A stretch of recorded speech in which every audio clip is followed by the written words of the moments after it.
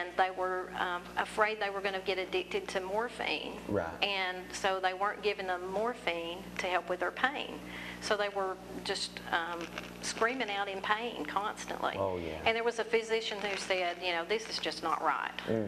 We need to care about these people. Exactly. And so that's how hospice was born. Oh, that's so So, you know, and you can only imagine what kind of suffering that some people are going through. Oh, And so yeah. hospice wants to help with that pain management by allowing a person to live comfortably. Right. Especially, you know, with cancer. I've seen so many in my family, you know, battling with cancer and going through the final stages of cancer.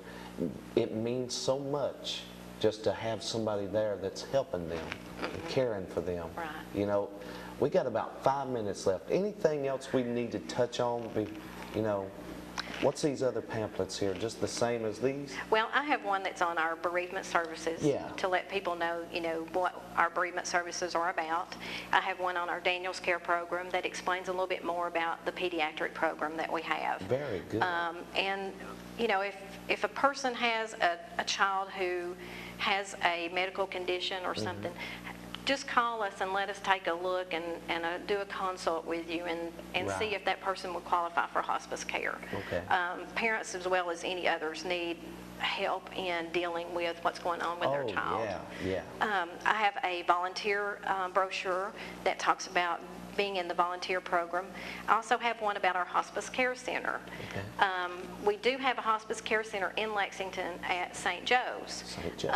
But we recently, just this year, opened up a hospice care center in Hazard, Kentucky. Very good. So if a person is having difficulty with pain management, sometimes that's hard to just have a nurse come in and talk with the doctor and monitor everything. Yeah. Symptom management is another thing that's very difficult to monitor. So they can go to the hospice care center in Hazard, which everyone says looks like a lodge in Gatlinburg.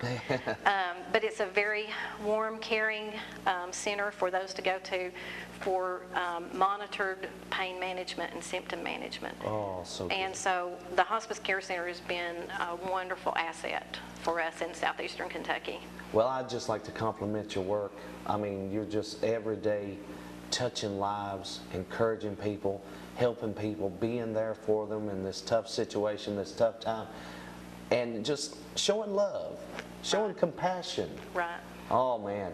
Vicki Prince, community resource conductor, and many hats. Very many hats. Doing a fine job. Once again, we want to give them your contact information, your location, and your website. Okay. The website is www.hospicebg.org. You can like us on Facebook. We also have a blog on our website, and you can contact us at 606-523-3090 or come by the office on Falls Highway across from Kroger's anytime from 8:30 to 5. And if somebody just wants to come in and talk and just ask you about the services, you know, get it explained in details or whatever?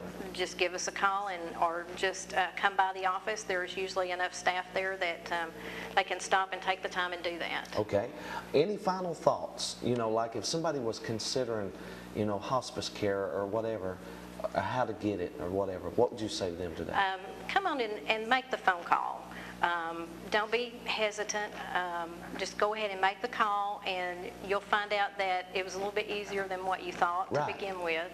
Because a lot of people, you know, might think, well, I can handle all this myself. Right. You know, I can take care of grandma or daddy or whatever, but we need help. And it's okay to ask for help. Right. It's okay to say, I'm a little bit overwhelmed. I talked with a gentleman yesterday who's trying to take care of his mother, and he's getting a little bit overwhelmed. Right. And she has this negative mindset about hospice. Yeah. And so we're trying to break that barrier, because that is a barrier, you know, a lot of folks have. And so he's convinced that now that we can help him and her, and so now we're talking with her and letting her know, we're there for her. And there's a lot of people that might be in that condition watching this evening. You might think, well, I can handle this, but it's beginning to overwhelm you. And all they want to do is help you. Exactly. Oh, it's so good to have you today, Vicki. Thank you. Appreciate you for being All here. right. I was glad to do it. We're running out of time, but this has been the Local and Community Issues and Answers right here with Jonathan Lawson. Tune in next week. Have another special guest right here on WVTN Television.